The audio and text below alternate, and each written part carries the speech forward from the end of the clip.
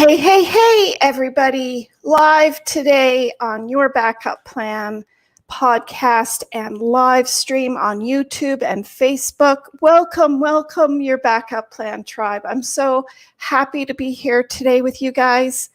My name is Tina Ginn. If you haven't met me yet, I'm an emergency preparedness coach, a best-selling author, a financial expert, and an app developer of Your Backup Plan app. And I'm located here in Vancouver, beautiful BC, Canada. And I just wanted to get to see everybody today. It's such an exciting month that we have coming up with all of our interviews.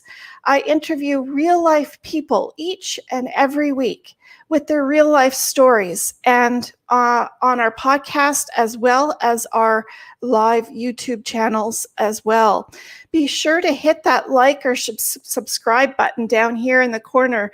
I got it right this time, not over here, but over here. Make sure you hit on that subscribe button and click on that bell so you get notified for any upcoming videos or live streams. Your Backup Plan app puts your life in one place in preparation of any unpredictable circumstance while taking the painful aftermath out of any tragedy. And that's what we're all about here at our live channel and our podcast. Is helping you survive those storms. Because believe it or not, you are going to have one or many throughout your life of storms. And we need to know how to cover those risks. And that's what we do here. So that gives us a chance to meet our wonderful guest today. Betsy is such a prominent person in the Alzheimer's dementia world. And she has her own podcast called Chatting with Betsy. And I'd like to introduce Betsy with such dear to my heart because she's been through so much and she has so much to tell us. Hi, Betsy. Hi, Tina. Thank you for having me on your show. I appreciate it. Oh, no problem. So Betsy Sloan, she's known as Betsy Wurtzel on Facebook. She's the creator and founder of #Kick Alzheimer's Ass Movement. So if you would like to go check that out, I will have the links down below for you guys. So I'm so excited, Betsy, to talk about this crazy topic, especially now. Everything is emphasized during COVID, and we're not through the forest yet with this. We are again in Vancouver now. We are again in lockdown until the end of April. We've had a spike of new COVID cases. So we're back to square one again. The restaurants are closed. The bars are closed. The stores are still open, but so I'm not sure what it's like. Betsy comes to us today from New Jersey. So welcome, Betsy. Welcome. Thank you, Tina. I really appreciate being on here. Here in New Jersey, they are expanding the capacity of indoor dining, sports arena, thinking about opening up theaters in Manhattan, kind of leery. I myself do go to the movies, but it's pretty empty. So I feel safe. I still do not like being people right on top of me. I'm like, go away. Yeah. I'll walk away. So you have so many tips and tricks for us today, Betsy. Do you want to tell us about what your journey's been? Sure. My husband, Matt, I'll show his picture like I always do. Can you see that? Yep. To my beloved Matt. Matt was diagnosed at the age of 56 with early onset Alzheimer's. And right after Matt was diagnosed, I took Matt to the lawyer. I had power of attorney done, living will, the will's updated. No, yeah. I can't stress this enough, Tina. You know, especially like my mom's generation, and a lot of women think, oh, I'm taking power away from my husband. Let me just emphasize, you are not taking anything away from anybody. I tell people, you having that power of attorney is like having money in the bank. You will have it there when you need it. My husband participated in making decisions till he no longer could. You need financial power of attorney, because when you deal with Medicaid, Medicare, pensions, life insurance, they will Medicare, they will not talk to you unless you had that power of attorney. Right. So it's very important to have that, or they're not going to tell you anything, especially doctor's offices. Excuse me. Very important to. And I want to stress, Betsy, what you're saying isn't based on having those documents for those that you love around you as well as yourself, but also it doesn't matter what color of skin you have. It doesn't matter how old you are. It doesn't matter what gender you are. Anytime after age 19, you should be getting your crap together, right? Absolutely. Absolutely, Tina. I say, excuse me, when you're an adult, legal adult, that might vary state to state or country to country, I highly recommend at 18 that if that's legal age and where you are, you go to a lawyer, you get power of attorney, you get your medical directive, financial. It could always be changed, but you need to have it, because God forbid you're in an accident. Who has power of attorney to decide what your end of life wishes are? Now, people, you know, Tina, they don't want to talk about end of life. That's like taboo. But guess what? Death is a part of life, people. And I'm a Jersey girl, so I'm blunt and straightforward. and I'm not my father's daughter, but you need to have it because it's important. Now, my son is 36. I just took him this past summer for his power of attorney and end of life wishes. And I discussed this. My son is healthy, but you know what, folks? We never know what's going to come down the pike. You don't know what's going to happen. And I'd like to share about my brother's story, if I may, Tina. My brother died in January 9th. My brother was 67. He went into hospital. He did not have COVID. He went in for one thing. Something else was wrong with him, and he ended up dying. Thankfully, this past summer, last summer, he went for his power of attorney and a living will. He didn't pre-plan his funeral, but at least he had that done so that my younger brother could, act on his behalf and getting information. This is so important that, do I sound redundant all the time? I do, because it's just so important. I think in my own life, Tina, my son is 36, he has special needs. What's going to happen to him when I die? God forbid I get in a car accident. Who's going to do my bills? Who's going to take care of Josh? These are the things, excuse me, that I think of. And I had to get my act together.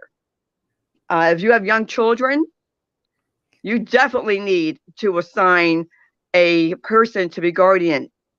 If you die, who is going to have your children?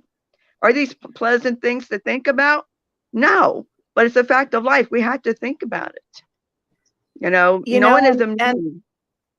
Even if we don't die, what if we're incapable? What if we're unable to have our life like we knew it back? What, there's many different diseases and accidents and things that can change in the blink of an eye to change your life from, maybe no legs or no arms to diseases to not being able to talk or see, or things that change your life where you all of a sudden need some sort of help, support, or guidance.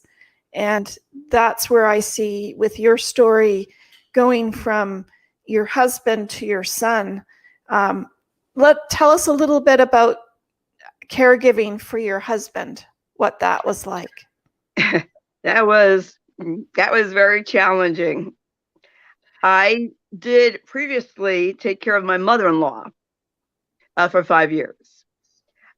I had an intuition that Matt was going to get Alzheimer's early for some reason. I didn't know at that time that you could get it young. And it was like unreal that he had it at 56. When I look back, he probably started symptoms at age 54. And the doctors didn't want to say he had it because he was young. But he was having trouble at work, and work actually called me in on Matt's disability hearing. That was very unusual, special circumstance. And I was flabbergasted. Just flabbergasted. Matt didn't tell me anything about going on. I mean, I noticed things at home. His co-worker told me a little bit, but not everything going on at work. They weren't allowed to because of the HIPAA laws here in the US. Just flabbergasted, fighting with the neurologist to get a proper diagnosis. He was misdiagnosed with depression, which it wasn't. And I have to say right here, Tina, caregivers, and even if you're not a caregiver, you must be an advocate. You have to fight, do it nice, be firm, do your research, know what you're talking about. And if something's not right, and if your gut is telling you it's not right, then it's not right. Don't ever be afraid to question the doctor. I did it all the time. They just, I was what you call a PIA. But I had to fight. And I fought for my husband, unfortunately, even at his end of life, because I was not listened to. I went with the hospice that my husband's doctor recommended, came out of our local hospital. And I had the home hospice from hell experience. They didn't believe me that Matt was at the end of life. They didn't believe me that Matt was agitated, that the medicine wasn't working. And they picked the wrong person to deal with. I had to put a couple of people in their place, and I have no problem doing that. So they were all like, "Oh God, here comes Betsy." Yeah. It was, my husband fell twice and hospice would not come out. The first time I, kind of let it go. But then it was a couple of days later, I mean, my husband was hallucinating, severely agitated, because they get that way when they're dying. And I told the home hospice nurse, Matt is at the end of life. He's dying. Oh, no, he's not. He's walking, he's talking, he's eating. I said, I'm telling you, he's at the end of life.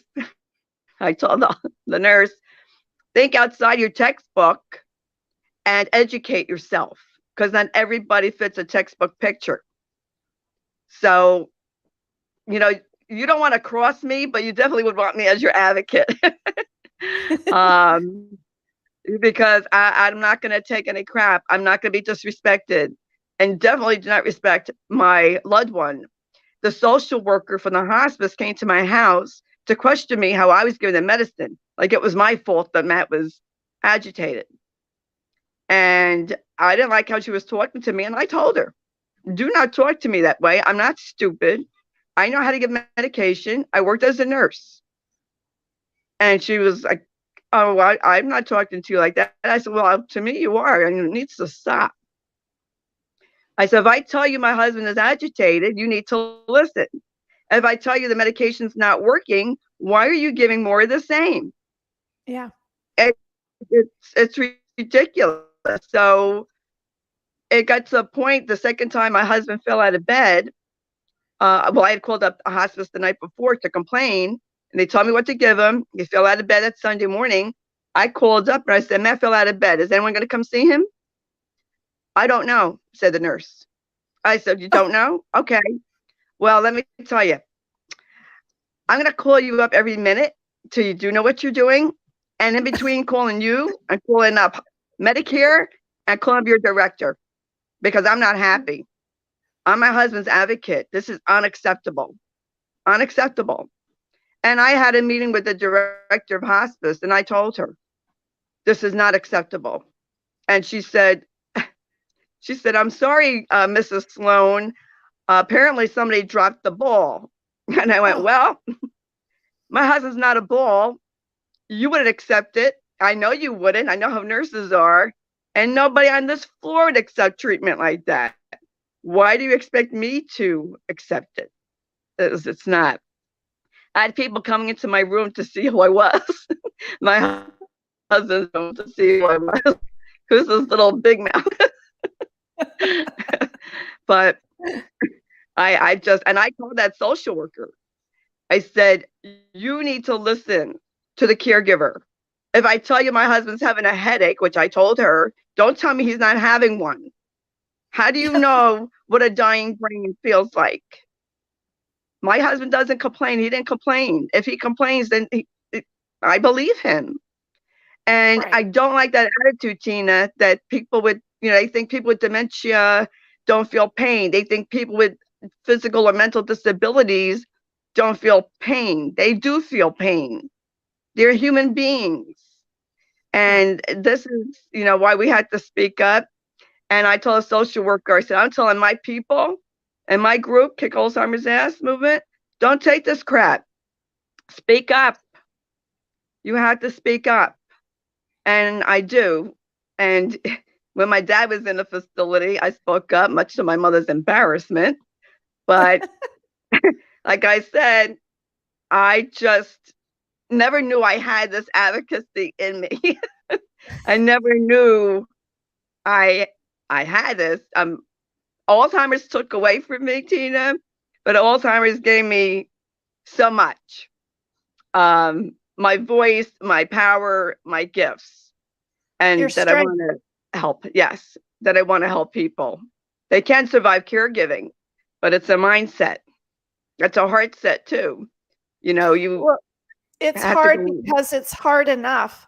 But then when you run up against these obstacles of these nurses, not against nurses, but when you run against these different obstacles, it's difficult. Your job has just become even more difficult, which is already difficult. So yeah, it's not an easy journey, that's for sure. How long did your husband, from the time of 56 to when you put him in a hospice, how long was that? 10 years. Wow. 10 years. I'm very grateful that Matt progressed slowly until 2018. 2019 is when he really, his progression sped up. And by the time I put Matt on hospice, he was declining. And I believe, this is my own opinion, that the drugs that they have for hallucinations and agitation for an Alzheimer's person does not work as effectively as someone who has just psychiatric issues. And I feel that those medications made him worse. I wish medical marijuana was easily accessible, or legal marijuana, because yes, I would rather have Matt had marijuana than those evil drugs. and see how they worked. And New Jersey is supposed to legalize marijuana, but it's going to be a long way. Oh, well, it's in so many states now. Like, it's surprising how many aren't. Medical marijuana is available, but Matt was not able to, answer the questions. And it is expensive. The doctor, and you have to pay cash because insurance doesn't pay it, is to like 150 to 200. The marijuana card is 100 to 150. And then whatever your doctor prescribes, it could be 40, it could be $80. My coworker, when I worked, her husband was in medical marijuana. And I said, Crystal, no more $5 bags like in the 70s. Yeah. No medical bags.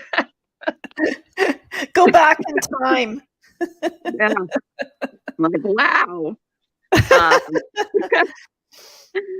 So I'm a different type of guest. How times change, huh? Yeah. So, but I definitely would have tried that with Matt. I think they should use that on people because, Tina, the thing is, these medications, and this is where the caregiver must be educated, and I push education. They're black boxed for people over 65. Matt was over 65.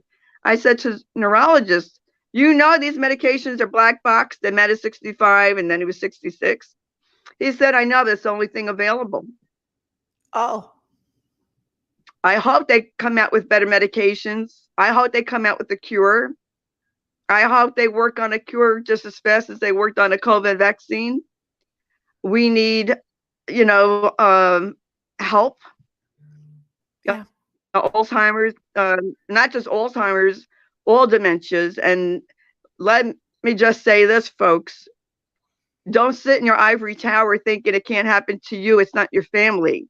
Because I call dementia the equal opportunity destroyer. Doesn't care who you are, what you make, your color, your skin, what sex you prefer, doesn't matter. There's very intelligent people who have had Alzheimer's or some other dementia. If you have a brain, you're not immune. So it can happen to anyone. I was surprised at the hospice and the Alzheimer's. One of the facilities that I went to visit was surprisingly, of course, majority are female than male. The other issues were that in this specific complex, that the majority of female Alzheimer and dementia patients were nurses, previous nurses. Wow. The males seem to have high-end jobs. They were bankers, financial experts, people that used their minds. And so there's different types of patients. There's ones that are quiet. There's ones that keep walking. There's ones that want to get out of the building. Of course, when it comes to the hospice time, they're a lot more gentle and quiet usually than the caregiving facility beforehand. In Canada, we have two types of facilities. Well, three. We have a facility that looks after people that need a little bit of assistance. Then we have a division where you need 100% support. And then we have the facility of the hospice. So there's actually three different types. I don't know what it's like in United States. There's different sections. They have the memory care unit. You could be in assisted living, memory care, when you need more specialized.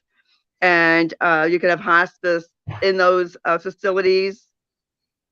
But thankfully I didn't have to place Matt until he had to go to the hospital hospice unit. I think that if he would have survived that, I would have had to place him in.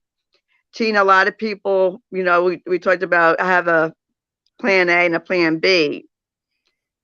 In a lot of caregiving groups, there's a lot of caregivers that say, I promised my husband, I promised my mom or dad or whoever, I will not place them. Folks, you may not like to hear this. No one has a crystal ball. You can't make a promise like that. It might be broken. I told my husband, I will take care of you at home as long as I possibly can, as long as it's safe for you and for me and Josh. Right. If you need more care than I can give you, then I will have to place you. And then, of course, he told me he would kill himself.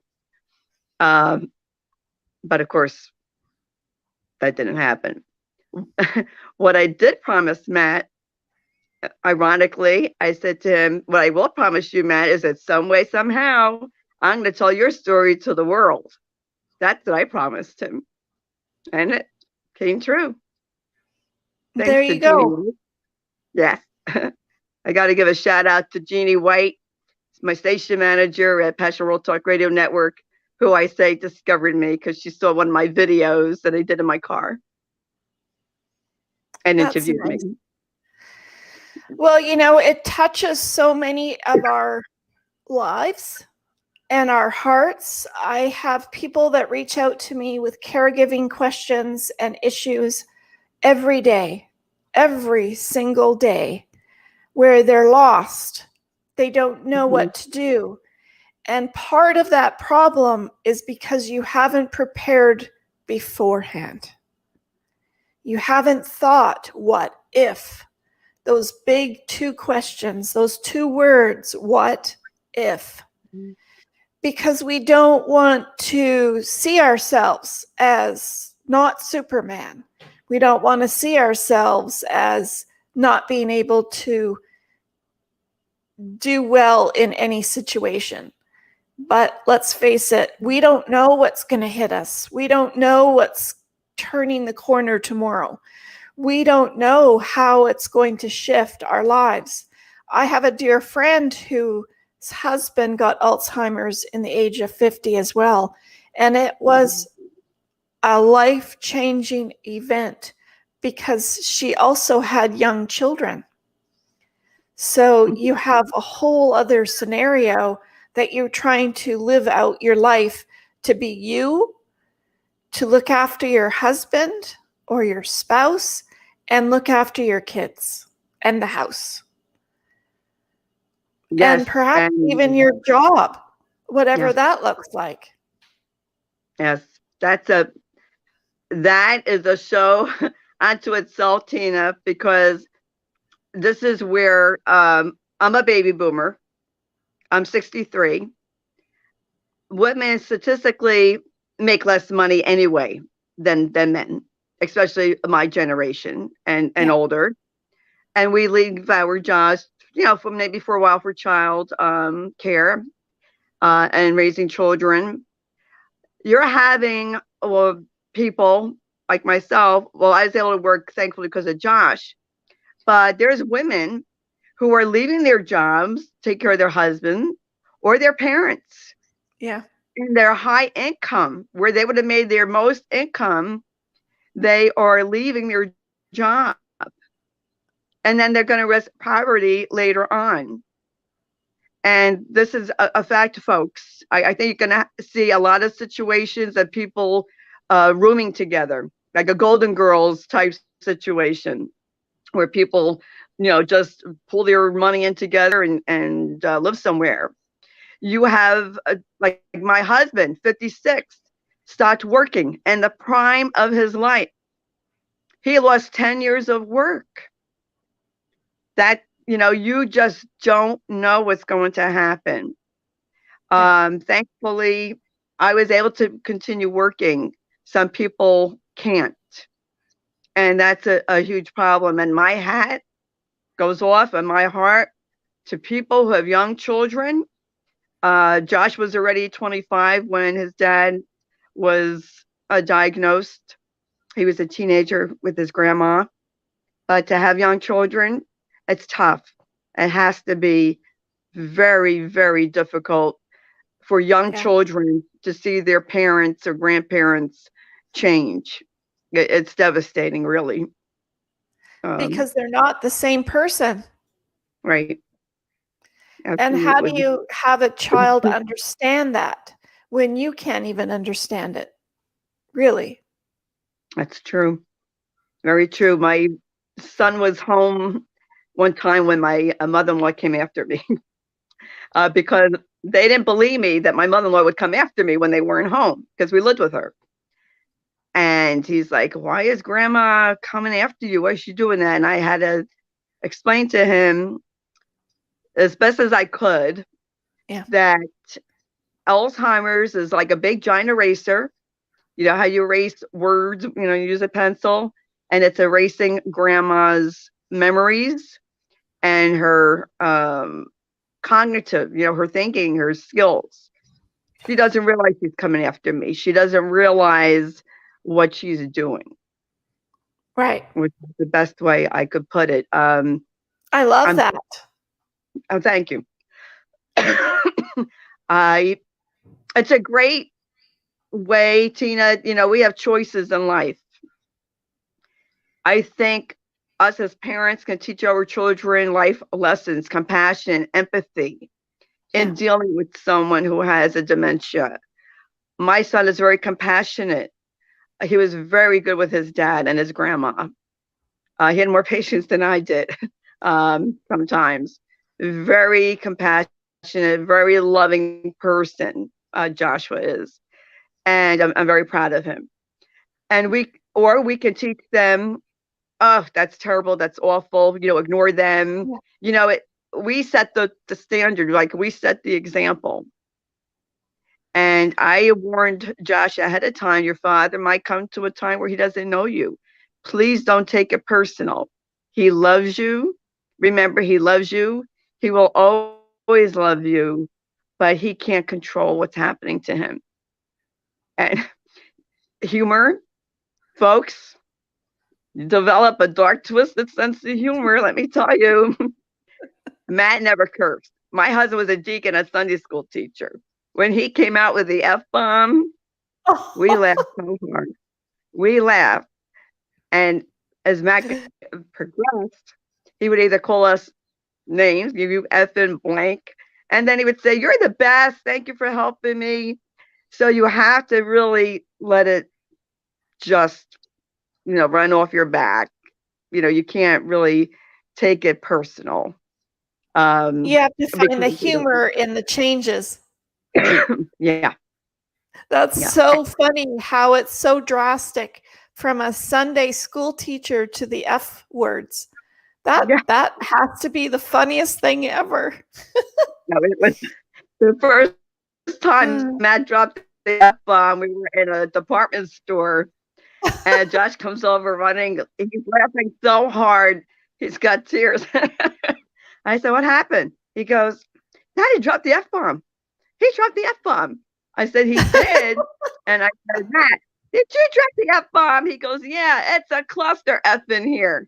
I cracked up. We just cracked up laughing because what can you do? I thought it was hysterical. So we just started cursing. So Matt wouldn't curse alone. It was. Oh gosh. I mean, what can you do? He doesn't know. And I told Josh, your dad would be mortified if he knew what he was saying to us. I mean, in a matter of seconds, he could change. "Oh, you're the best. I love you." And then we're effing, whats, and we don't do anything. We're no good. So you really have to teach your children that that's dad, but it's not dad, or their mom, or whoever it is. They have a disease that's affecting their brain, and it has nothing to do with them. That's what they have to realize. It's no reflection on them, what this person is doing, because they can't help it. Because, their brain is sick. Their brain is actually dying.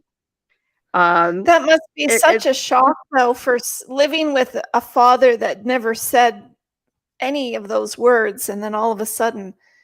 So you'd have to find the humor in that, that's for sure. Yes, you know, you have to, or you're going to go crazy. And Tina, I can't emphasize enough, caregivers need to educate themselves. There's no reason not to in this information highway. When I started with my mother-in-law 21 years ago, there was an internet highway. There was hardly any information, really. I didn't know sundowning. I didn't know hallucinations. When Matt hallucinated, had sundowning, I was prepared. We as caregivers learn from other caregivers. Doctor didn't teach me anything. I learned on my own. And even with Matt, I joined Facebook 2014, and that's when I started to really learn about what to do, hints from other caregivers. So I believe as a veteran caregiver, it's my responsibility to help what I call the newbies coming along. There is so much information. There's webinars now that, you know, with COVID, people can't do their seminars in person. There's tons of webinars. Tipa Snow does it. The Dementia Spotlight Foundation. These are for free. And I know other people who do it. Go to a seminar, go online, check out these places, join my group. In my group, people post links for education. You talked about women, Tina, and having, you know, a lot of women patients. Women, for some reason, are more prone to Alzheimer's after menopause. And for some reason, theirs progresses faster. Why? Who knows? But you know, it's really, you had to educate yourself. I educated myself. I know no one spoon fed me. You as a caregiver must educate yourself. And before you take the role of caregiving on, attend a webinar. Research what is a caregiver. What do you do? It's 24/7. Can you handle it? And if you can't, it's okay. It's okay to say no to me. How long can you handle it for? That's the big question. Yes, that's exactly. And that's where you have to have your plan, Tina, right? I would start we looked into homes for my mother-in-law. My husband didn't want to before I wanted to, he didn't. Start looking at places, get to know places. I know it's hard with COVID. You can't do an in-person tour. You might be able to do a virtual tour. Have a plan. What's going to happen to your loved one should something happen to you? What are you going to do? I thought about that when Matt was alive. What am I going to do if something happens to me? I didn't have that plan. I figured, oh, he'll come to the hospital with me, and then they would have to do something. I had a friend, you know, they can't refuse them. I had a friend call me yesterday that she is sick. She has health issues. Her husband has dementia. And she was upset that she can't care for him. I said, that's okay. Think about respite. Think about, you know, placement. Yes, it's expensive. It is very expensive here in America. And I said, well, worst comes to worst, and the doctor says you have to have immediate surgery. Bring your husband to a hospital. What are they going to do?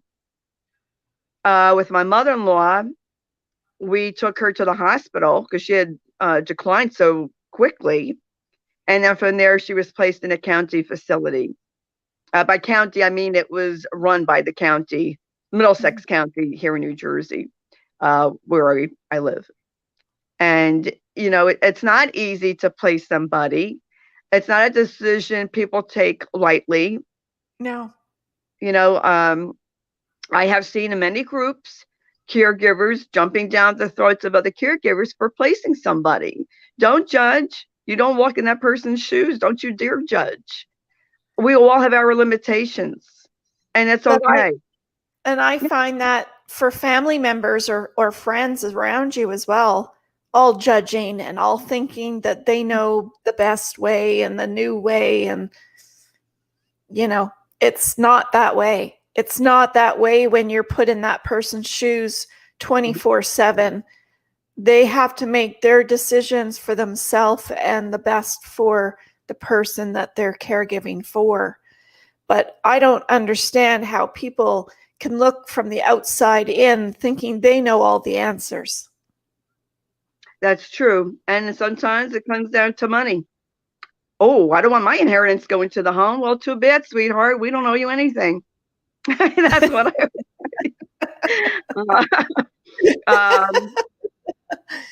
I can't wrap my head around an adult child, telling their parent, don't place them because of my inheritance. I mean, that would just, well, no, I would have to give my son a reading because I wouldn't be able to take it. But my son isn't like that because I didn't raise him that way. And I'm certainly not like that. When my dad had dementia, he fell, fractured his hip, he went for rehab. I told my mom about placing my dad afterwards. She wanted to bring him home to see if she could take care of him. I had to realize that she had to do that to relieve the unjustified guilt. And I was considered the bully because I talked about placement. I told my mother what would happen with my dad at home because I lived it. I encouraged my mom to put my dad in a placement, and my sister, my brothers, we encouraged my mom. If you can't handle it, fine, put dad in a placement. We encouraged her. This is what children should do for their parents. If you see your parents struggling, taking care of the other parent, either offer to help them or help them with placement or keep your mouth shut. But don't you dare, as an adult grown child, think your parent owes you something and that person can't be placed. Because you know what? I didn't want to lose my mother taking care of my dad. My dad was a big guy, and my mother couldn't take care of him. And I knew that. We knew that. So, really, I would tell people, then take care of him or her yourself. She still thinks she can look after him, though, right? She still thinks she can. Yeah. Yeah. She thought she could. Yeah. Thankfully, I didn't have to deal with children like that or stepchildren. But then you have, people who have stepchildren and that problem. You know what? Like I said, I'm from New Jersey. I would just say, listen, I'm doing the best I can. If you think you can take care of your father better, I'll have him packed up and at your doorstep tomorrow. And then let me see what kind of thing you do. That's what I would do. I love your feistiness. I am feisty. I guess I'm a petite person, but I have a big mouth. That's my history teacher in high school. He said, "You're short on stature, but big on volume." You probably have a huge heart, so you're very passionate about getting it right and the purpose and what's right. So, right. That's exactly. I'm very passionate about, caregiving and for caregivers and, to be advocates. And, we have to set boundaries, even with family members. If they're toxic, set boundaries for your own mental health. And then, self-care, Tina, that's a big one too. You need to do self-care to survive this journey so you could enjoy the other side. And people do have a right to enjoy life after caregiving. Whatever they want to do. They want to date again, that's not for you to judge. You don't know what they went through watching their spouse for so many years, suffering. people, if they, want to get remarried again, that's their choice of what to do. They want to travel. I say, listen, whatever you wanted to do and you couldn't do it before, do it now if you can. Because you have to be happy. That's right. Whatever makes you happy. The other thing well, it brings back to your story too. I had a friend that I had met at age 60, and her husband had gotten Alzheimer's as well. And when that occurred, and he, of course, became very ill rapidly, she felt that she had to make a decision. And she said it took her a year to make the decision, because marriage is for best, worst scenarios. When you stand at the altar, you say for worst and the best of things. Your best health, your worst health, I'll stand by your side. But she had to make a decision about what her life was going to be like. And that's where, your religion comes into play, and your culture comes into play, and what people are going to think around you is going to come into play. And she said she made the decision to put him in care facility and move on with her life, and actually divorce him, because in some countries, to be able to get more of an income or not lose your income, because otherwise the government may take it to look after him. So Right. if you're a single person, you can keep your income and he keeps his income, and it's only based on what he has. So she had to divorce him and then put him in a home and then move on with her life. How hard do you think that would be? For anybody out there, please remember that it's their life. And she said, I had to dig deep into my soul to decide that I am 60 and I have a lot of life left in me to live it, and not be a nurse, not be an emotional or physical wife anymore to somebody, because it makes a huge difference when you can't have that husband as what you knew it as, what you knew your relationship as, someone you can trust, someone you can be best friends with, someone you can discuss the most inner deep secrets with, someone you can be physically or sexually part of. And when that ends, it really ends for your life, because now you go into this grief of losing that person. And it's hard to move on when you are in that. So she made a pertinent decision to move on and live her life, but still go and visit him at the hospital. So you can imagine how difficult that type of decision would be. But I can understand it at the same time. It's not for everybody, but Right. it's definitely an issue. Here in the States,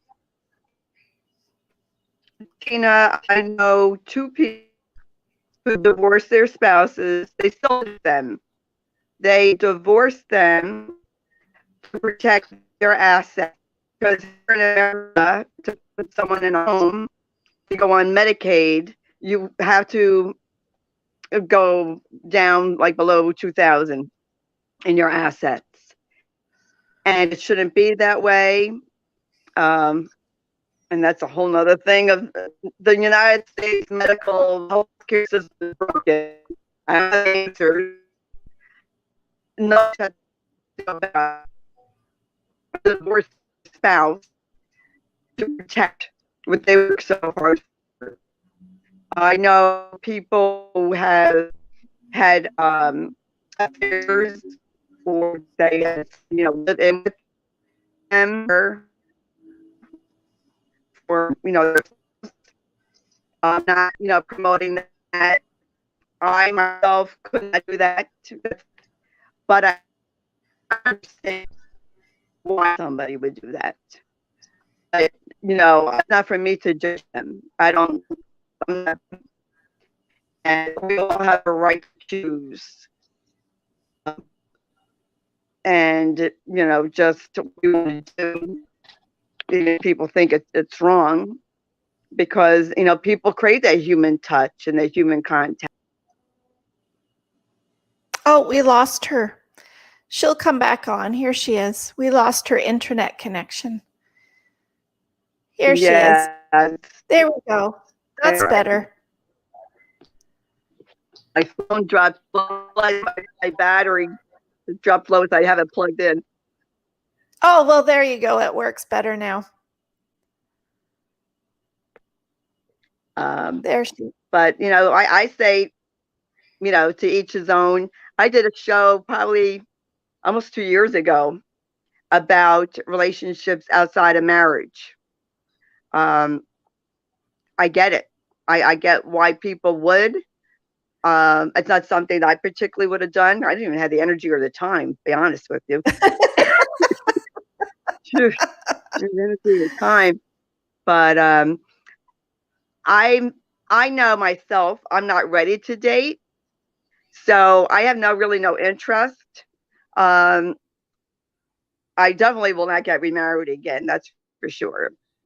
Not get remarried. Eventually, maybe I would date and consider a relationship, but I know I'm not ready, and it wouldn't be fair to somebody if I know I'm not ready. And it would have to take a really special person. Well, that's it. But you never can say never when the right person comes around, and and you need the friendship and they need the friendship. It seems to always work in the right way when it's meant to be, and you don't have to go out looking for it. It's just falls into your lap, so to speak. Yeah, I was never good at dating when I was younger. But just to let you all guys know out there, I took a transformational course. I know what I want, what I don't want. So I'm good to go. You're ready.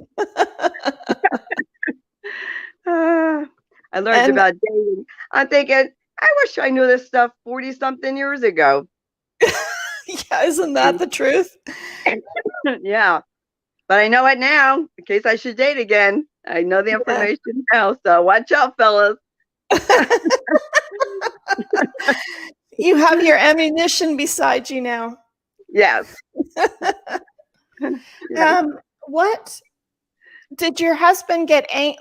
There's different types of this disease where your husband was swearing, but did he get angry? Sometimes they get really angry and they're hard to deal with.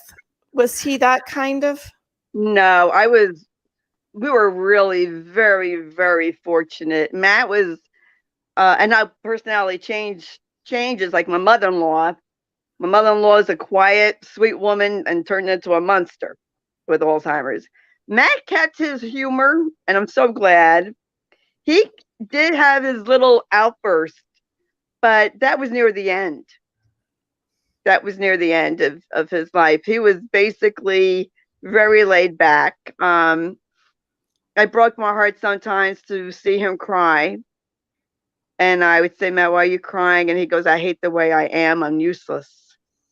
I can't do anything. Yeah. And I hugged him and I told him we love him and that it's our, honor to take care of him. We are here to take care of him and that we love him. And he goes, are you sure? And I said, I'm sure. And of course I started to cry. Very heartbreaking when they know. When they know, that's it. That, you think, I think they know. I think how frustrating it is. After having a head injury, I realized how frustrating it is to always be combating your own self in your own head, because that what you knew before, and it's hard to access that information sometimes in your head. And when that starts, and then it becomes harder for them because it progresses so rapidly or so slowly that it's hard to see especially from the outside. But I think they know it before we know it. Yeah, you feel, well, I did, I think a lot of caregivers do, you feel helpless because you're watching your loved one progress, hallucinations, sundowning, and it's sad. It is sad. And to keep your sanity in an insane situation is tough. Yeah. And I want to encourage people listening to this, learn about hallucinations and sundowning, save yourself the stress, do not argue with your loved one, go with it. They think it's real. You're only going to cause more problems by arguing. I went right along. I told my Josh, our son, go right along with the hallucination. My husband always saw people in the house. Oh. Always saw people. And he would be afraid for my safety. Don't go over there, Betsy. There's men over there. I go, okay, Matt, I won't go over there. He would think people were hitting him in the head. He told me one time someone had a stick and put the stick in his head. And I said, oh, I'm sorry that happened. I'm going to kick these people out. You just have to go with the flow. They often say, I want to go home.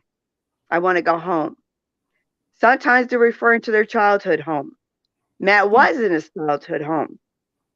And I would say, Matt, okay, I'll take you home after breakfast. Then he would forget. Or I'd say it's raining out. You know I don't drive in the rain. Or it's nighttime.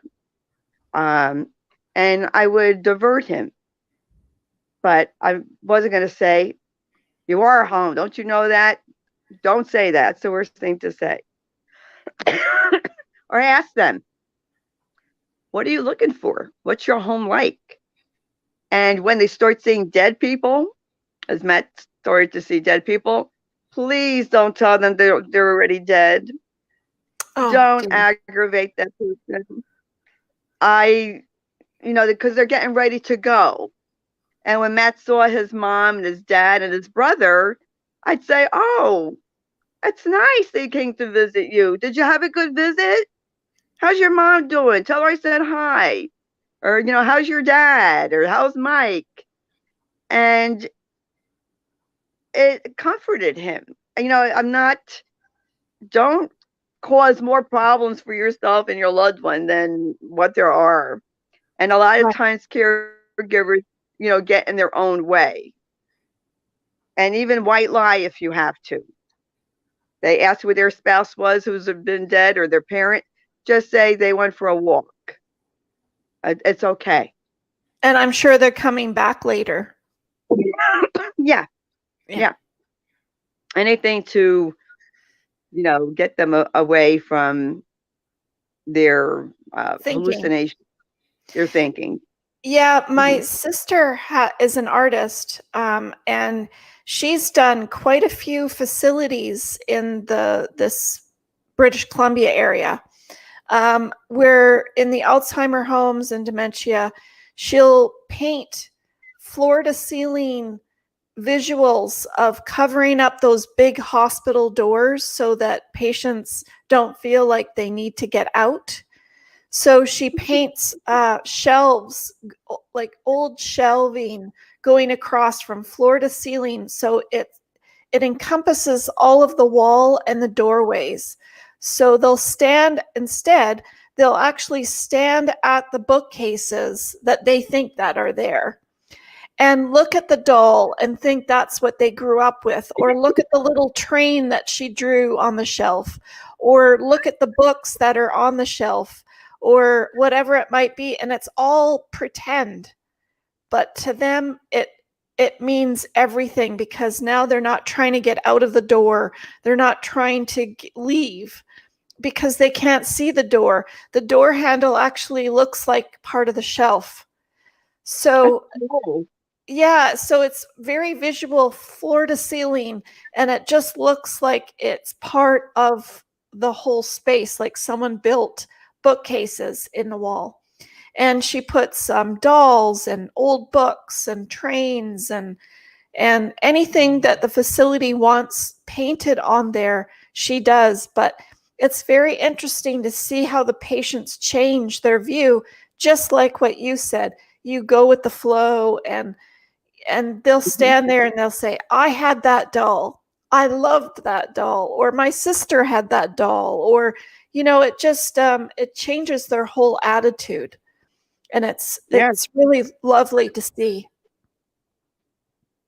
Yeah, I really learned a lot in Matt's journey, and I really thank God for Matt's journey, which I wasn't so thankful for 10, 11 years ago, but I see that it brought me to where I am today.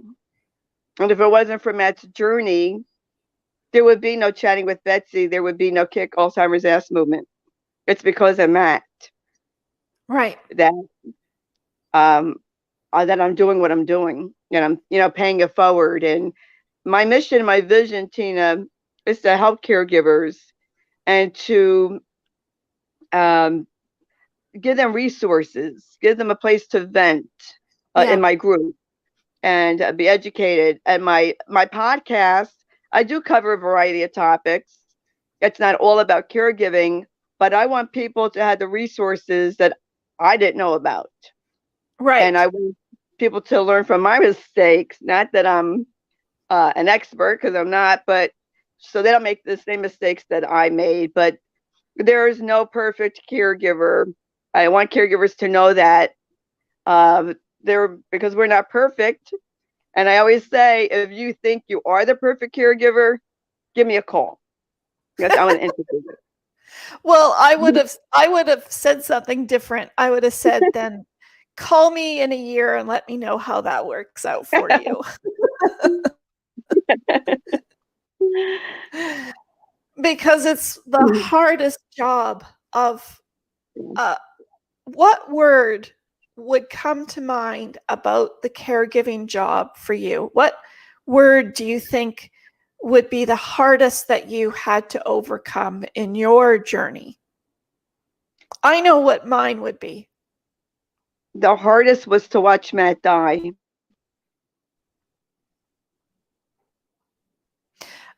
My word would be would be patience, because I think the inner struggle of patience would be so difficult to waiting the unknown, what to say, what to do when, how to do it, what's right, what's wrong. Oh my gosh, I think patience would be the hardest job.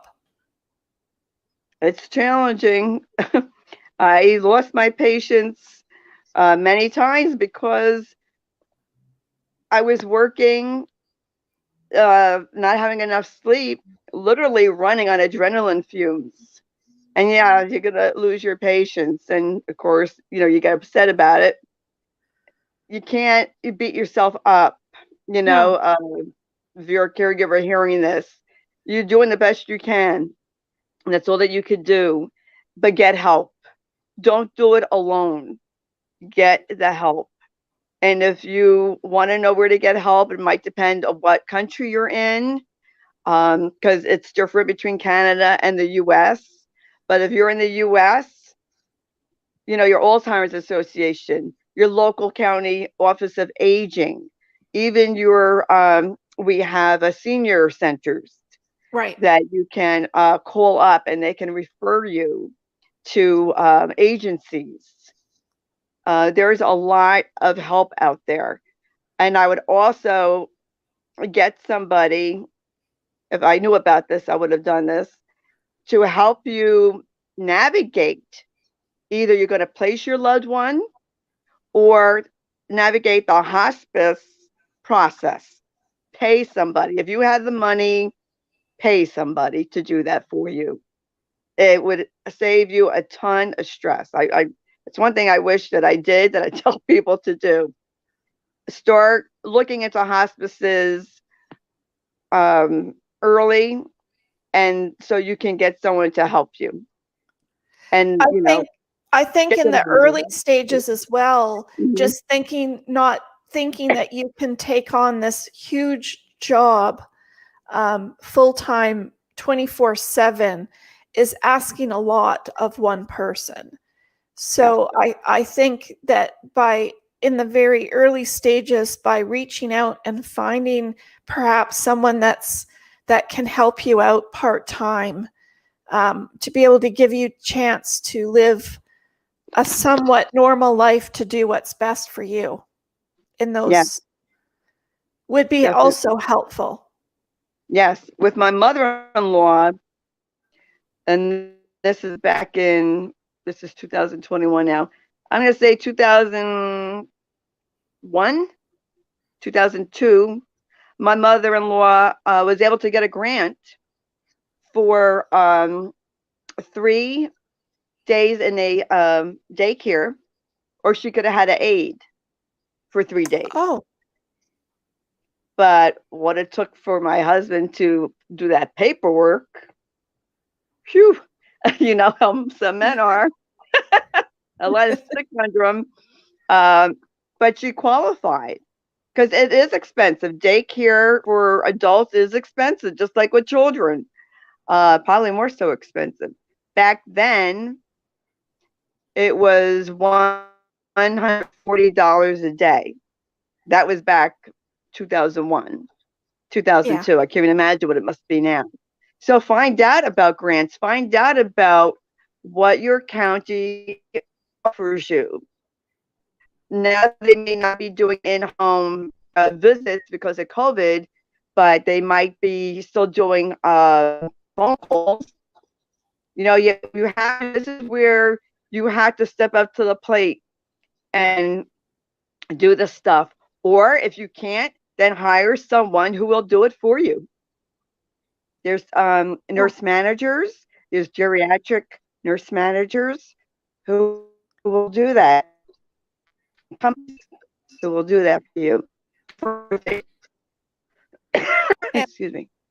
What would So, you, I think that's great information, because I think people need to realize that they're not in this by themselves. As much as you think you are capable of doing it yourself 100% of the time, you are not.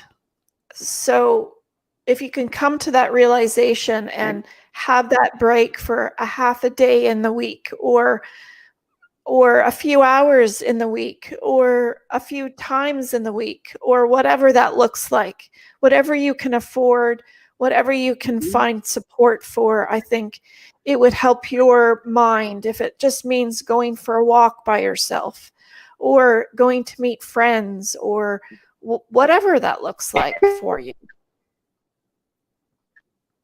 yes. And I say, well, Matt took 15 months today.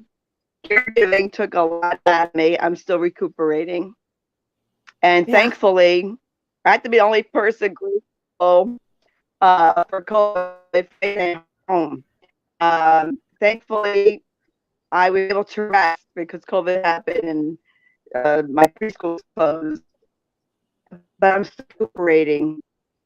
And thankfully, I came out with my health pretty much intact. I do have some health issues, but basically, I'm in good shape compared to a lot of other caregivers. And I just, I believe in God. So I just want to thank God, give him the glory for seeing me through and giving me the strength to take care of Matt. That's beautiful. What would you say to the listeners today to end this podcast, the show? What would you want to tell them to finish? I would tell caregivers, you can not just survive, you can thrive during care. Join my group, and you can survive. I'm an example. I not just survived, I thrived in caregiving, and you can do it. If I can, you can. You can do it. Awesome. That's You bleeped out a few times there, but yeah, the internet, sorry, listeners, the internet goes in and out on us. The lovely version of technology these days sometimes is not our best friend. But, well, thank you. Thank you, Betsy. I appreciate that. And I appreciate your honesty and your truth. And I know I can have you on the show again because there's way more to say. We could talk about this all day long, honestly. Yes, thank you so much, Tina. Oh, you're very welcome. And what I'm going to do is I'm going to end it with Carol Burnett, which I always do in my podcasts. And I also will keep you on. So when I end the show, you'll still be on here for me to talk to after. So stay tuned. Okay. Thank you so much, everybody. Oh, you're welcome. I hope everyone enjoyed Betsy and all of her information that she has for us.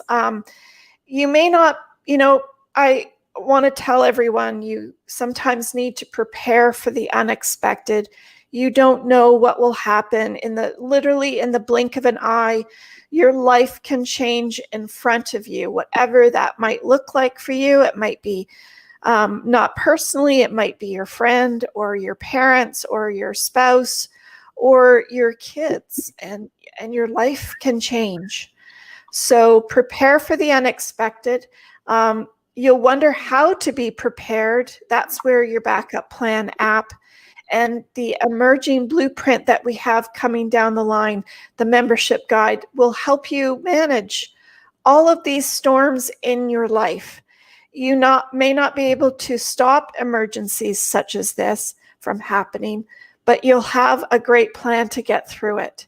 And you'll be more able to move through this like Betsy, and you'll be able to be more present with that person that you need to be there for.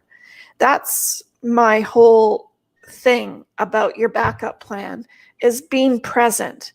Brene Brown says everyone has a story that will bring you to your knees, and be the survival guide for someone else. And what will your story be? This lesson before emergency is planning. And I know Betsy has been telling us all to do that. So I'm so thankful for Betsy trying to get the word out there to do this planning. There's so much of the planning that we can do that we don't realize that is actually easier than what we thought. So I hope everyone got some tips and tricks from Betsy, our podcast and our show today. Thank you so much for coming on. I really, really appreciate each and every one of you. I'm going to end our show with Carol Burnett because I love her and I believe that she gave us all light in the deepest, darkest times. I'm so glad we had this time together. Just to have a laugh or sing a song seems we just get started, and before you know it, comes a time we have to say so long. So thank you again, listeners. Thank you, Betsy, for all of your tips and tricks today. So very grateful. So very grateful. Thanks, everybody.